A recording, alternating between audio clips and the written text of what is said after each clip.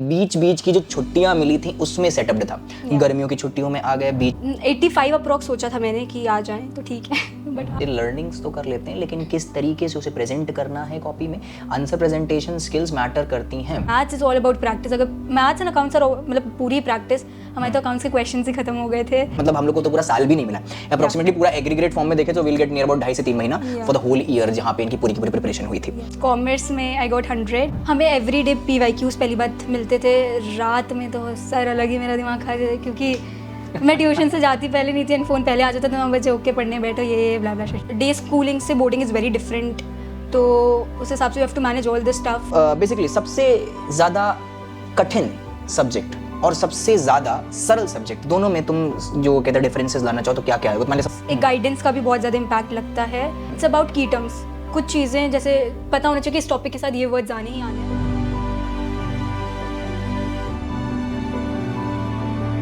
Welcome back students again in the next podcast of our commerce club, जहाँ पे हम लोग आप सभी के वेलबींग के लिए उन सभी स्टूडेंट्स को कहीं ना कहीं आप सभी के आगे लाते हैं जिनके अप्स एंड डाउन्स को सीख के आप अपने एकेडमिक्स की जर्नी को और ज़्यादा स्ट्रॉन्ग कर सकते हैं। आज हमारे साथ है मायरा, जिसने नियरली 90% स्कोर किया इन ISC एग्ज़ाम। और स्पेसिफिकली पहले ज़रा सा तुम ये बताओ, क्योंकि ऑल दो कुछ पार्ट्स कट हो चुके हैं जहाँ पे इसने बहुत हंसा है, ठीक है, near about she is coping up कि वो सीरियस पॉडकास्ट दे पाए, लेकिन वो पॉसिबल नहीं हो रहा, ठीक है। तो मेजरली अब मेरे को तुम ये बताओ कि क्या पहले से ही तुमने ये सोच के रखा था कि क्या 90% स्कोर कर लोगी या फिर ऐसा कुछ?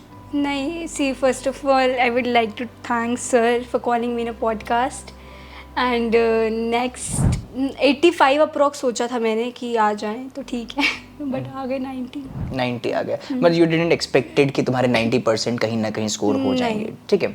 सो मेजरली अगर तुम अपने क्लास 10th के मार्क्स को बताना चाहो तो नियर अबाउट अप्रॉक्सीमेटली तुमने हर पर्टिकुलर सब्जेक्ट्स में कितना स्कोर किया और सबसे डाउन कौन सा चला गया?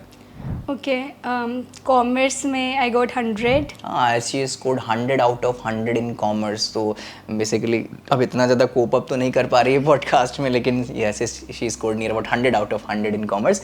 एंड हिंदी में आई गॉट 94। हिंदी 94 स्कोर किया, अबव द 90 गुड है। अगला फिर आई गॉट इंग्लिश में अप्रॉक्स 85। ये थोड़ा सा कहीं ना कहीं डाउन हुआ। History geography I got 87। और कौन सा बचा? इकोनॉमिक्स में थोड़ा डाउनफॉल था, I got 79। That means near to near 80 आते आते रह गए। हाँ, एंड और कोई बचा नहीं। And mathematics I got 86। Okay. और in ICSE we choose best 5, so I just dropped economics को हटा के, so you have scored nearly 90%। Okay, so majorly अगर हम लोग बात करें कि मतलब ये चीज़ तो हमने पहले बात कर ली कि तुमको पहले से पता नहीं था कि that you scored near about 90%। Okay, so near about अगर मैं सभी बच्चों को बताना चाहता हूँ कि जो मायरा का स्कूलिंग है वो लिटिल बिट डिफरेंट, जितने भी ISC के स्टूडेंट्स हैं उनसे थोड़ा सा कहीं ना कहीं डिफरेंट है कि कहीं ना कहीं बोर्डिंग्स से बिलोंग कर रही हो। अपने स्कूल के बारे में थोड़ा बहुत एक्सप्लेन करना चाहो? Okay, I study in All Saints College Nainital. Boarding life है मेरी मतलब, और मतलब बहुत डे स्कूलिंग से बोर्डिंग इज़ वेरी डिफरेंट, तो उस हिसाब से you have to manage all this stuff साथ में। और बोर्ड्स भी मैंने बीइंग अ बोर्डर दे के दिए हैं, not a day scholar. And बस यही सब। तो मेजरली अगर ये देखा जाए कि अगर तुम अपने बोर्ड एग्जामिनेशन की जर्नी में, अगर जो हर बच्चे के लिए बेसिकली कठिन है और एक चैलेंजिंग है, उसमें कहीं ना कहीं 4 चांद तुम्हारा बोर्डिंग स्कूल ने भी लगाया है। हाँ। और उसके साथ बोर्डिंग स्कूल कोई ऐसी जगह पे भी नहीं, सीधा नैनीताल पे पहाड़ों में स्कूलिंग भी पहाड़ों पे कर रही थी कहीं ना कहीं, ठीक है। ओके, आफ्टर दैट कैसे कॉमर्स क्लब से कनेक्शन हुआ? नियर अबाउट अगर मैं बता दूं बच्चों तो हम लोग नैनीताल में तो नहीं हैं तो मेजरली क्या है कि इनका जो हम लोगों ने जिस तरीके से इनका प्रिपरेशन किया था, जिस तरीके से इनका पूरा का पूरा करिकुलम सेटअप किया था, वो इनके बीच बीच की जो छुट्टियां मिली थी उसमें सेटअप्ड था। गर्मियों की छुट्टियों में आ गए, बीच में कभी अगर यहाँ पे छुट्टियाँ मिली तो आ गए, उसके बाद ठंडक में आ गए, उसके बाद अगर जो प्रिपरेशन लीव मिलती है जो बोर्ड से पहले, उसमें कहीं ना कहीं हम लोगों ने ग्रास किया। मतलब हम लोग को तो पूरा साल भी भी नहीं मिला है अप्रोक्सीमेटली पूरा एग्रीगेट फॉर्म में देखे तो विल गेट नियर अबाउट 2.5 से 3 महीना फॉर द होल ईयर जहाँ पे इनकी पूरी की पूरी प्रिपरेशन हुई थी। उसके बाद भी इतने हार्डशिप के बाद जहाँ पे सब कुछ तुम्हें पूरा डे प्लान करना है, तुम्हें अपनी बोर्डिंग्स भी देखनी है, अपना स्कूल भी मैनेज करना है, उसके साथ अपने तुमको कहीं ना कहीं समय मिलके कोचिंग भी आना है, उसके बाद अगर 90% स्कोर किया तो yes I can say that it's a big task. ठीक है, तो बेसिकली सबसे ज़्यादा कठिन सब्जेक्ट और सबसे ज़्यादा सरल सब्जेक्ट दोनों में तुम जो कहते हैं डिफरेंसेस लाना चाहो तो क्या क्या है? तुम्हारे लिए सबसे ज़्यादा कठिन क्लास 10th में क्या रहा है इन सब्जेक्ट मैटर्स, और जो मैं बच्चों को भी बता सकता हूँ जिसके बारे में वो लोग थोड़ा सा और डीप थ्रू पढ़ाई कर सकते हैं, सबसे कठिन सब्जेक्ट तुम्हें क्या लगा है पूरे के पूरे क्लास 10th की जर्नी में? Easy was commerce. कॉमर्स में अगर 100 आउट ऑफ 100 आ गया इसकी वजह से तो नहीं वो ईजी है? नहीं, देखो द थिंग इज एक गाइडेंस का भी बहुत ज़्यादा इम्पैक्ट लगता है। अगर if you getting a great guidance तो वो चीज़ें बहुत ज़्यादा सिंपल हो जाती हैं। History geography was a bit difficult for me. I know it's a very easy subject, रट्टूत होता है, बट मेरे लिए थोड़ा सा डिफिकल्ट इसलिए हो गया था क्योंकि I did not get a better guidance there.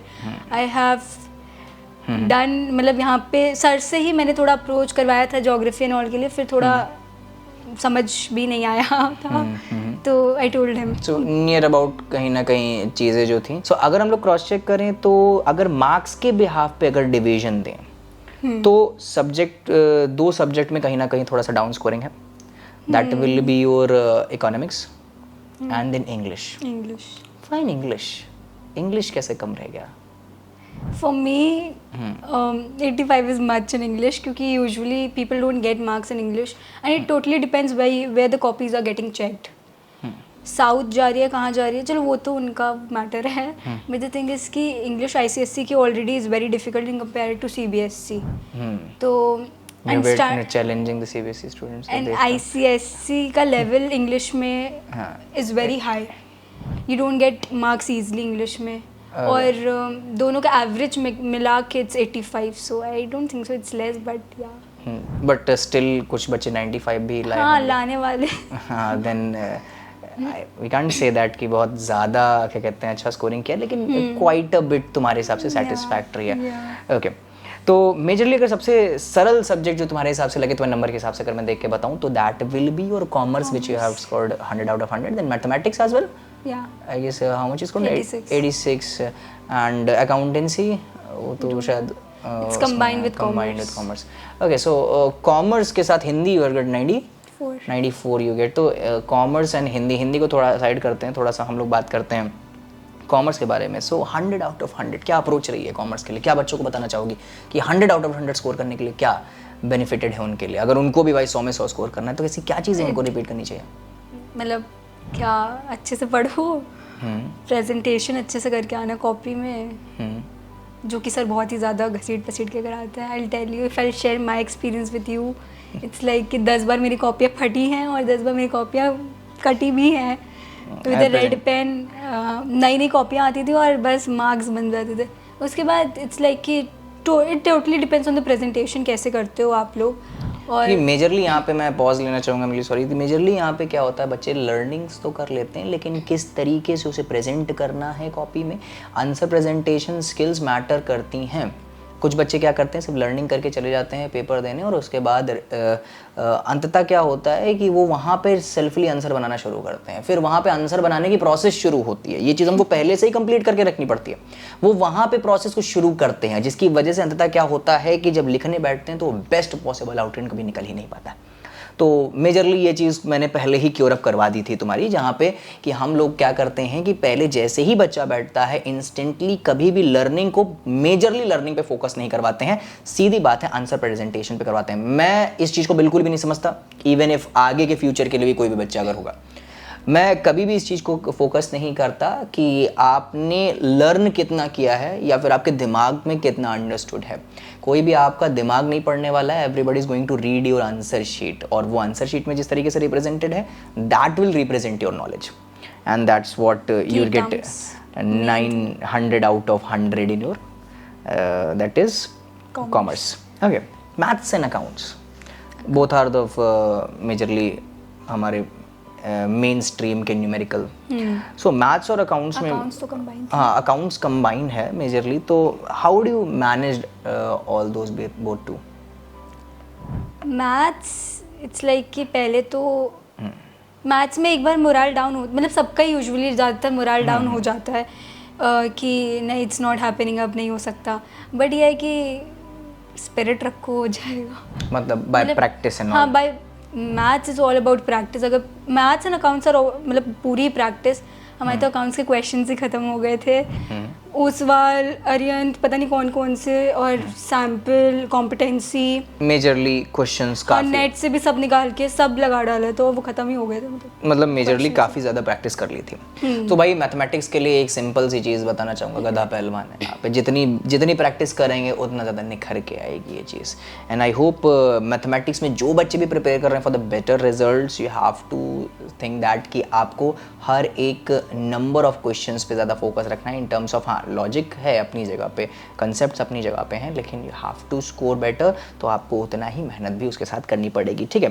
तो बेसिकली कौन सी टिप देना चाहेंगे अकाउंटेंसी के लिए class 10th and mathematics and practice, and for the maths same goes on with the practice, and 100 out of 100 scoring commerce, what you want to give a tip to each and everybody? देखो, कोई भी रट तो पाता नहीं है, मतलब मैं पर्सनली तो रट नहीं पाती, और इट्स सब यही कहते हैं कि कॉमर्स इज़ ऑल अबाउट रट्टाफिकेशन, बट आई डिनाई, क्योंकि अगर मैंने तो रटा है नहीं और आ गए जो मार्क्स आ गए, तो इट्स ऑल अबाउट। तो तुम्हारा क्या अप्रोच था अगर रटा? इट्स अबाउट की टर्म्स। कुछ चीज़ें जैसे पता होना चाहिए कि इस टॉपिक के साथ ये वर्ड्स आने ही आने हैं, उसको थोड़ा सा दिमाग में रख के और अपना बनाओ, उस जो वर्ड्स हैं उनको हाईलाइट कर दो, और थोड़ी प्रेजेंटेशन अच्छे से रखो, यूज़ बोथ द पेन्स जो भी अलाउड है आपके यहाँ, तो फिर उससे मतलब प्रेजेंटेशन एंड की terms matters for the commerce. रट्टाफिकेशन इन कॉमर्स, एवरीबडी सेज कि या BST इन कॉमर्स है पूरा रट्टाफिकेशन, बट विदाउट रट्टा भी काम चल जाएगा अगर तुम्हारी इंग्लिश थोड़ी अच्छी और सब्जेक्ट्स, मतलब आई मीन की टर्म्स अच्छे से याद करें तो। Okay, then for the PYQs, how would that PYQs help you in your? See, it give a really big impact on us. Like it's like कि हमें everyday PYQs पहली बात मिलते थे, रात में तो सर अलग ही मेरा दिमाग खा जाए, क्योंकि मैं ट्यूशन से जाती पहले नहीं थी, एंड फ़ोन पहले आ जाता, तो 9 बजे ओके पढ़ने बैठो, ये ब्ला ब्ला शिट। सो इनके बहुत एफर्ट्स है, बहुत ज़्यादा एफर्ट्स है सर आपके, तो क्रेडिट मिल गया। तो मतलब यही सब कि PYQs लगाना बहुत इंपॉर्टेंट, उससे पता चल जाता है कि कैसे आंसर फॉर्मेशन होना है, क्या आंसर किस जगह लिखना है, और फिर आप शिट नहीं लिख के आओगे पेपर में। That's what matters a lot. Okay. So at the end of this particular podcast, एक बेसिक सा क्वेश्चन, मान के चलो कि तुमको सब कुछ दोबारा से रीस्टार्ट करने को मिले, तो ऐसी कौन सी चीज़ है जो तुम रिपीट नहीं करना चाहोगी? See, I would not like to waste my time जो मैंने ऑलरेडी वेस्ट कर दिया है, मतलब ये फ्रेंडशिप मेस पे बहुत ज़्यादा टाइम मेरा खा लिया था, बहुत ज़्यादा मतलब इमोशनल और ये सब, वो ट्रॉमास, ड्रामास एंड ये सब चीज़ें, ये मतलब अगर मैं इतना टाइम थोड़ा और पढ़ाई पे दे देती, वैसे मतलब कहीं ना फ्रेंड सर्कल पे कुछ ज़्यादा ही ध्यान दे दिया, एक्सट्रीम दे दिया, मतलब इतना भी नहीं देना चाहिए किसी को। And what's the major positive aspect जो तुम्हें लग रहा है कि यार ये मैंने बहुत अच्छा किया, जिसकी वजह से आज मैं नियर अबाउट इतना स्कोर कर पाई? A good guidance, I got a good guidance, that is the thing कि नहीं हो पाता उसके बिना, तो Okay, that's great. So I hope तुम लोग इस चीज़ को समझे हो कि किस तरीके से अगर तुमको अपनी क्लास 10th की प्रिपरेशन शुरू करनी है, तक class 12th also, the things जो है सिलेबस डिफ़र करता है, बट जो डिटर्मिनेशन, पेशेंस, कंसिस्टेंसी जो होती है वो सारी क्लासेस में सेम होती हैं। आई होप तुम इस चीज़ को समझ पाए हो, एंड अगर तुम्हें इस चीज़ को समझ आ गया है तो मेजरली ध्यान रखना है इस चीज़ का कि उस पर्टिकुलर इंसान को शेयर करो जो इसका एक्चुअल में, जिसको इसको ज़रूरत है। तुम 10वीं में आए हो, कॉन्ग्रेचुलेशंस, तुम्हारे लिए एक बहुत बड़ा, एक massive structure of result wait कर रहा है, लेकिन कुछ पॉजिटिव और नेगेटिव एस्पेक्ट्स को अपने दिमाग में ज़रूर रखना जो तुमने जो इस पॉडकास्ट से तुमने सीखे हैं। एंड पॉडकास्ट रोकते हुए she wants to say something. और सिर्फ सर ने ही नहीं एफर्ट्स दिखाए, उनकी जो फैकल्टी थी उनने भी बहुत ज़्यादा एफर्ट्स दिखाए। Thank you so much Ayushi the, Shikha the. Okay, so that's it for the today students, and I hope कि तुम इससे कुछ सीखे होगे, and हम मिलते हैं तुमसे एक नेक्स्ट पॉडकास्ट में। तब तक के लिए हैव अ नाइस डे।